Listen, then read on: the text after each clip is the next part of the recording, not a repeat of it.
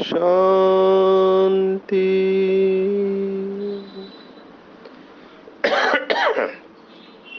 आज 28 नवंबर 2022 भारत में सोमवार है। Today is 28 November 2022 and it's Monday in Bharat. आज की मुरली का जादुई रहस्य स्वयं को प्रेरणा देने के लिए magical secrets of today's murli for motivating the self. आज की पूरी साकार मुरली 3 शब्दों में समाप्त कर सकते हैं और वो शब्द इनफैक्ट एक धर्म का फाउंडेशन भी बने, उनका वो स्लोगन बन गया। वो 3 शब्द है, वाह बाबा, वाह ड्रामा और वाह रे मैं। मुझे बहुत खुशी होती है जब मैं पंजाब में जाता हूँ तो कई बीके बाबा के बच्चे एक दूसरे से मिलते हैं तो ओम शांति नहीं कहते वो ओम शांति के बजाय वाहे गुरु जी दा खालसा, वाहे गुरु जी दी फतेह। तो ये जो धर्म है, वाह वाह इस शब्द के ऊपर बना हुआ है और कितना सुंदर है। ये अवस्था है और ये रियलाइजेशन है। जैसे ही हम इस ज्ञान मार्ग में आगे बढ़ने लगते हैं, हमको अनुभव होने लगते हैं, तो ये अवस्था ऑटोमेटिकली आती है। वाह वाह, हर क्षण वाह वाह है। मुझे याद आ रहा है एक मुरली में बाबा ने कहा था कि कौन से बच्चे हैं मेरे, तो बाबा ने कहा वाह वाह बच्चे हैं। कितनी डीप और कितनी गहरी बात बाबा मुरली में सुनाता है। हमको उसको स्वीकार कर लेना चाहिए। मुझे बहुत वंडर लगता है, सचमुच में वंडर लगता है। बाबा की मुरली समझने में टाइम लगता है कि बाबा कितना मेहनत करता है इस बच्चों के ऊपर। पता है बच्चों का अभिमान जाता नहीं है, इशारा भी देता है। बाबा ने एक मुरली में कहा था कि कई बच्चे हैं जो अभिमान को स्वमान समझ लेते हैं होता अभिमान है लेकिन समझते हैं स्वमान है। अभी कैसे पता चले कि अभिमान है या स्वमान है? तो बाबा ने टेस्ट हमको बताया है। वो टेस्ट है, अंग्रेजी में हम कहते हैं if it hurts it's ego. जहां अभिमान है वहां अपमान की फीलिंग आएगी। आज की मुरली इसी के ऊपर पूरा रिवॉल्व करती है। बाबा ने बहुत बार मुरली में कहा हुआ है कि बच्चे रीस नहीं करो, रेस करो। रीस माना ईर्षा। वैसे तो ऐसे कहा जाता है, मैं मानता नहीं हूँ इस बात को, लेकिन हमको वैल्यू एजुकेशन बुक में भी लिखा हुआ था तो मैंने इसके ऊपर ऑब्जेक्शन लिया। लेकिन ऐसे कहा जाता है कि ईर्ष्या बहनों में ज्यादा होती है और भाइयों में महाक्रोध होता है, काम विकार होता है। बहनें रोती ज्यादा है, भाई रुलाते हैं या मारते हैं क्योंकि फिजिकली स्ट्रांग होते हैं। ईर्ष्या की बात देखी जाए, ईर्ष्या तो भाइयों में भी होती है, लेकिन परसेंटेज की बात कही थी उन्होंने, तो मैंने कहा ऐसे नहीं है, विकार तो सभी में होते हैं। तो ईर्ष्या किसी से भी हो सकती है। एक भाई ने मुझे प्रश्न पूछा इस ज्ञान के बारे में। अभी वो भाई कहता है कि हर बार ब्रह्मा यही बनेगी क्या आत्मा, दूसरे को चांस ही नहीं है क्या ब्रह्मा बनने का? तो ये ड्रामा इम्पार्शियल है। तो ब्रह्मा बाबा से भी ईर्ष्या? क्यों क्यों यही आत्मा हर बार ब्रह्मा बनेगी, यही आत्मा हर बार कृष्ण बनेगी, दूसरों को चांस नहीं है ड्रामा में? तो मैंने कहा उनको, किसने कहा चांस नहीं है? आप बन के दिखाओ, उनके जैसा पुरुषार्थ करो। पुरुषार्थ करना नहीं चाहते, प्रश्न पूछना चाहते हैं। मैं जाता हूँ सेशंस लेने पूरे भारत में, ऑनलाइन तो देश विदेश में होते, कई सारे उल्टे सुल्टे प्रश्न भी पूछते हैं, कई लोग चालाकी भी करते हैं, पकड़े तो जाते हैं। तो बहुत सारे उल्टे सुल्टे प्रश्न पूछते रहते हैं।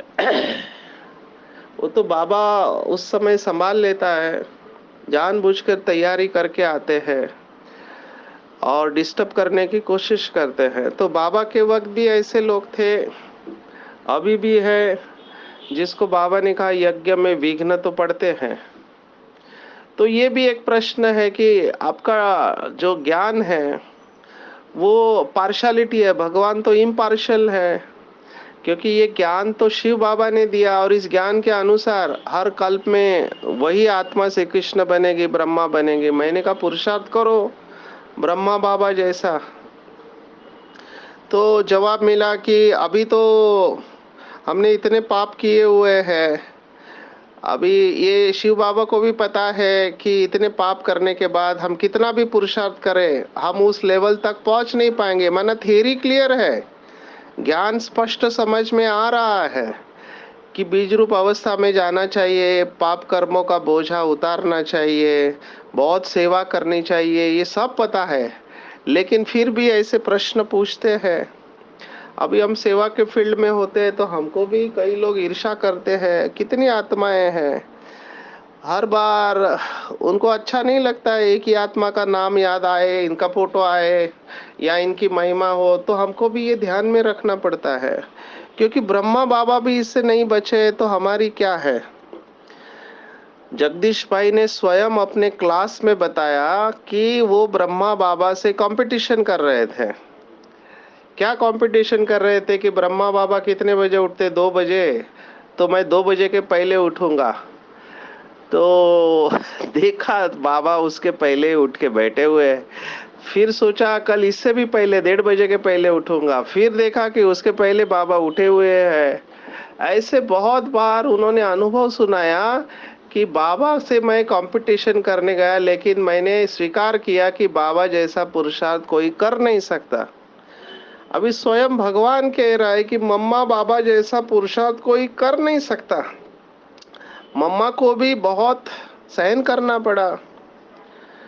आप सोचो, एक कुमारी है, बहुत सिंपल कुमारी है, वो पीछे आके सब उसको मम्मा कह रहे हैं, बाकी सीनियर लोग हैं, अनुभवी है, तो डेफिनेटली थोड़ा तो होता है। लेकिन मम्मा ने अपना पुरुषार्थ के आधार पर वो पद प्राप्त किया कि आखिर में स्वयं भगवान को भी मम्मा कहना पड़ा।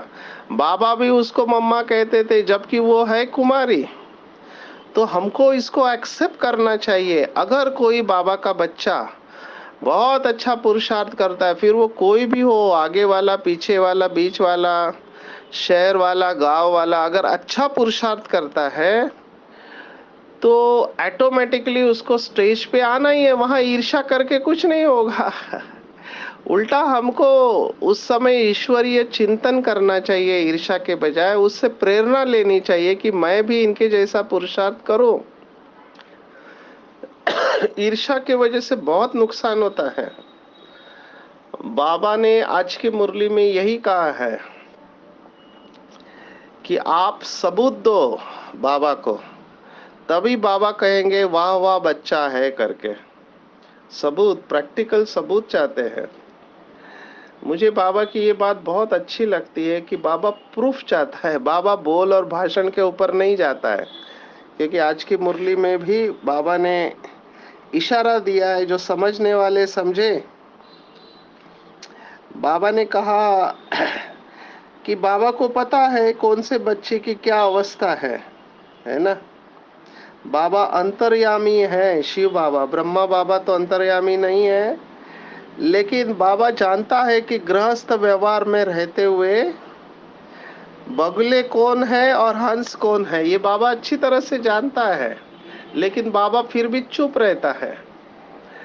मुझे याद आ रहा है जब हमारी बड़ी दादी अव्यक्त हुई थी, तो बाबा रोज ऊपर से मैसेज भेजता था दादी के लिए। तो एक मैसेज में बाबा ने बहुत ही गुह्य बात कही, दादी को एक सीन दिखाया यज्ञ का। तो दादी हैरान हो गई। दादी ने बाबा को कहा कि बाबा ये सब होता रहता है और आप देखते रहते हो, और उसके बाद साइलेंस है।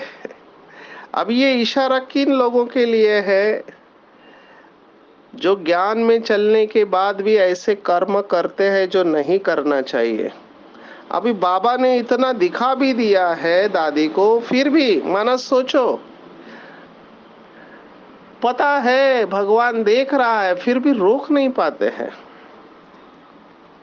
तो बाबा ने आज की मुरली में कहा कि बच्चा ऐसा हो जो सर्विस का सबूत दे। लौकिक में भी माँ बाप उस बच्चे के ऊपर फक्र करते हैं, गर्व करते हैं, जो उनका नाम रोशन करता है।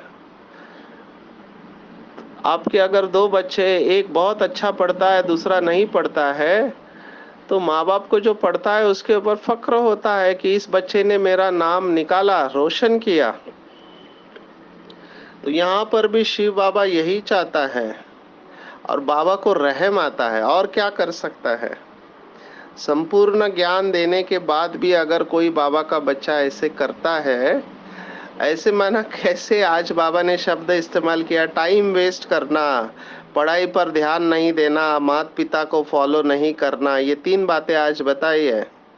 और कमाई नहीं करते, रूहानी कमाई, तो फिर बाबा क्या करेगा। बाबा तो सर्वशक्तिवान है, वैसे रहम रखता है। बाबा ने प्रिंसिपल बताया कि बच्चे चाहे कुछ भी हो जाए, कितने भी पाप कर्म किए हो। मुझे ये जब प्रश्न शिविर में पूछता है तो मैं 2 श्लोक भगवत गीता के सुनाता हूँ।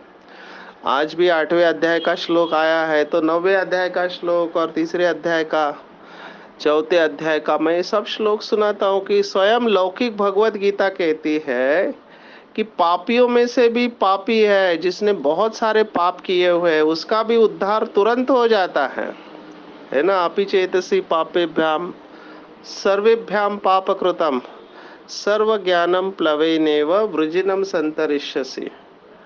तो मुझे अनन्य भाव से जो याद करता है उनको सभी पापों से मैं मुक्त कर दूंगा। अजामिल पापी की कहानी हम सब ने सुनी है।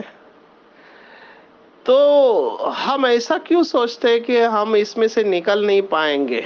ये लिमिटिंग बिलीफ है या थॉट है, इसको चैलेंज करना है। चाहे मेरे से कितनी भी गलती हो जाए, मैं यहाँ पर मेरा रोल मैं समझता हूँ, क्योंकि मेरे पास बहुत निराश लोग आते हैं, एकदम डिप्रेस और फ्रस्ट्रेटेड आते हैं। कहते हैं हम बहुत मेहनत कर रहे हैं पर हमारा गृहस्थ है, बच्चों को संभालना है, सब करना है। हर एक का स्वभाव अलग होता है। फिर किसी का सेंटर पे झगड़ा होता है, सेंटर के बहनों से होता है, भाइयों से होता है, आपस में बनते नहीं है। कहते हैं हम कोशिश करते हैं लेकिन हमको रोकते हैं लोग। तो बाबा ने उसका जवाब दिया है, इट इज इम्पॉसिबल, आपको कोई रोक नहीं सकता है। कई लोग कहते हैं हमारे अंदर विशेषता है लेकिन हमारा चांस किसी और को दिया गया। आई एम सॉरी, मैं इस बात से भी सहमत नहीं हूँ। मैं इस बात से बिल्कुल सहमत नहीं हूँ।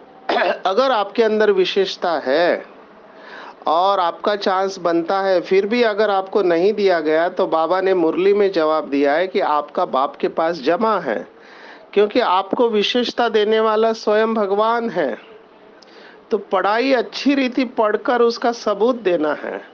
और सबूत क्या है, खुद भी अच्छी रीति पढ़ेंगे और दूसरों को भी आप समान बनाने की सेवा करेंगे। मुझे कभी कभी लगता है जिस तरह से प्रश्न और फीडबैक आते हैं, जैसे लौकिक में बिहार में एक सुपर 30 का ग्रुप बना था, आईएएस ऑफिसर।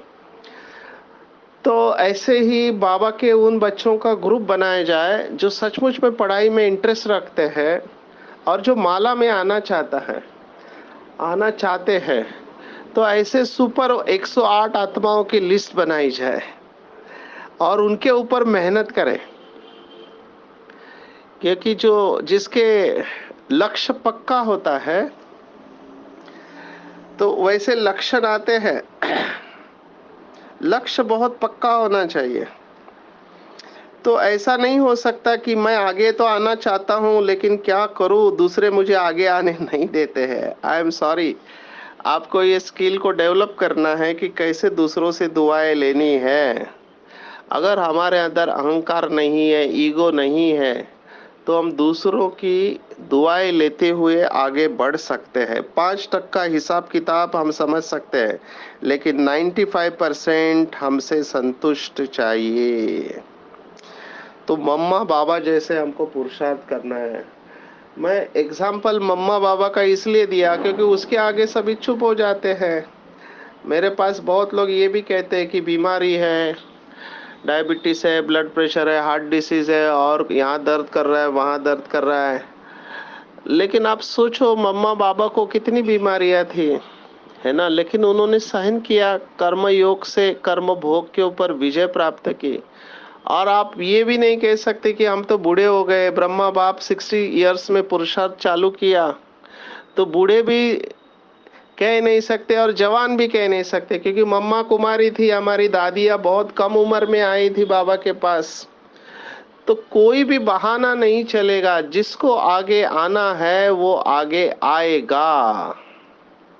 और बाबा ने कहा जो टाइम वेस्ट करते हैं उनकी सदा कंप्लेंट रहती कि हमारा योग नहीं लगता। मेरे आंखों के सामने बहुत सारे बाबा के बच्चे आ रहे हैं जो ऐसे झरमुई झगमुई में बिजी रहते हैं, कंप्लेंट करते रहते हैं, खुद भी परेशान होते हैं, दूसरों को भी परेशान करते रहते हैं। तो हमको देखना है कि मुझे इस लिस्ट में नहीं आना है, मुझे इस लिस्ट में नहीं आना है, मुझे उस लिस्ट में आना है जो पास विद ऑनर हो, या बाबा ने जैसे कल कहा था फर्स्ट डिवीजन में मेजॉरिटी आ सकते हैं। बाबा ने एक मुरली में तो यहाँ तक कहा था कि अगर बच्चे तीव्र पुरुषार्थ करे तो बाबा अनेक लड़ियों वाली माला बना देगा, 108 की अनेक लड़ियां बना देगा। मुझे ये बहुत इंटरेस्टिंग लगा। एक भाई ने तो इसके ऊपर स्टडी भी किया कि उन्होंने तो संख्या बताई कि 108 नहीं है, बहुत राजाएं बनते हैं। तो वो किस हिसाब से, तो उन्होंने कहा कि जैसे वंश चलता है तो लक्ष्मी नारायण, उसके बच्चे, फिर उनके बच्चे, तो ऐसे करते हुए उन्होंने लिस्ट करके बताया था कि 108 से कितने अधिक राजा सतयुग में हो सकते हैं। तो ये बाबा जो कहता है बिल्कुल ठीक है, हमको पक्का निश्चय करना चाहिए। लेकिन बाबा ने कहा ज्ञान के बदले अज्ञान जास्ती है, जिसके कारण पद भ्रष्ट हो जाएगा। तो बाप को तरस पड़ता है कि पढ़ाई में पुरुषार्थ जरूर चाहिए। और हमने देखा है कि कोई 2-3 बार फेल होते हैं तो उनका कॉन्फिडेंस चला जाता है। लौकिक में भी स्कूल में मैंने देखा है कई लोग 2-3 बार 10th या 12th के एग्जाम भारत में अपीयर होते हैं, अभी फेल होने के बाद वो गिव अप कर देते कि हमसे तो नहीं होता है। तो मैं यहाँ पर एज अ काउंसलर और डॉक्टर कहना चाहूँगा कि मैं ऐसे समय पर एक गीत उनको बताता हूँ जो बाबा का मुरली में चलता है कि हमें उन राहों पर चलना है जहाँ गिरना और संभलना है। ये क्यों कह रहा हूँ, क्योंकि मेरे पास एडिक्शन के काफ़ी पेशेंट आते हैं। ये जो संस्कार है ये भी एक एडिक्शन की तरह काम करते हैं। एक ब्रेन में ट्रैक क्रिएट होता है, आप नहीं चाहते हो फिर भी वो ट्रैक ऑटोमेटिकली काम करता है। आज बाबा ने चोरी की बात भी कही है, तो वो चोरी का संस्कार है, जुआ खेलने का संस्कार है, या काम विकार का संस्कार है, या फिर क्रोध का संस्कार है, या नाराज होने का संस्कार है, या फिर उदास होने का संस्कार है। ये बहुत डीप रूटेड होते हैं। हमारे पास जब आते हैं साइको एनालिसिस के लिए तो बहुत मुश्किल से बहुत कम लोग वो अपने अंदर जाकर उस संस्कार को चेंज कर पाते हैं।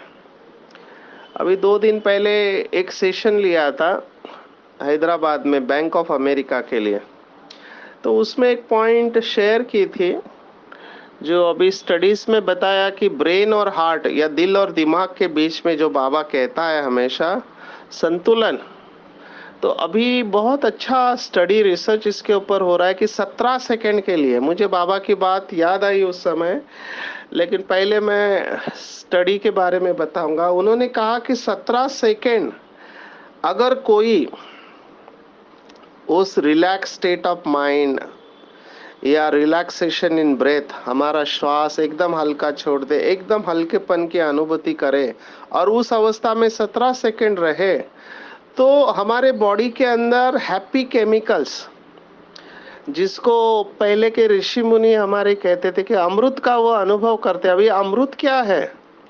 तो अमृत कुछ नहीं परंतु हमारे शरीर के अंदर ऐसे स्राव निकलते हैं अंतस्रावी ग्रंथियों के द्वारा। These are the secretions of endocrine glands या सर्टन रिसेप्टर्स, जिनको हम खुशी खुशी के हार्मोन्स कहते हैं, जिसमें अलग अलग संख्या है। डोपामिन है, एंडोर्फिन है, ऑक्सीटोसिन है, सीरोटोनिन है, या फिर गाबा है, गामा अमाइनो ब्यूटारिक एसिड, ऐसे बहुत सारे केमिकल है जो हमको बहुत अच्छा अनुभव कराते हैं। अगर 17 सेकंड आपने इस अनुभव में कहा तो उसका इफेक्ट 6 घंटे तक रहता है। आप सोचो, अगर दिन भर में हम 4 बार केवल 17 सेकंड इस स्टेट में रहे तो हम निरंतर खुशी में रहेंगे। तो बाबा की मुरली जो है मुझे याद आई, बाबा ने एक मुरली में कहा था कि अगर 1 मिनट के लिए आप पूरी तरह से अशरीरी हो जाओ, 1 मिनट माना 60 सेकंड बाबा ने कहा था, अशरीरी हो जाओ, तो 1 घंटे की अशरीरी अवस्था, 1 मिनट की अशरीरी अवस्था आपको 1 घंटे का आराम दिलाएगी।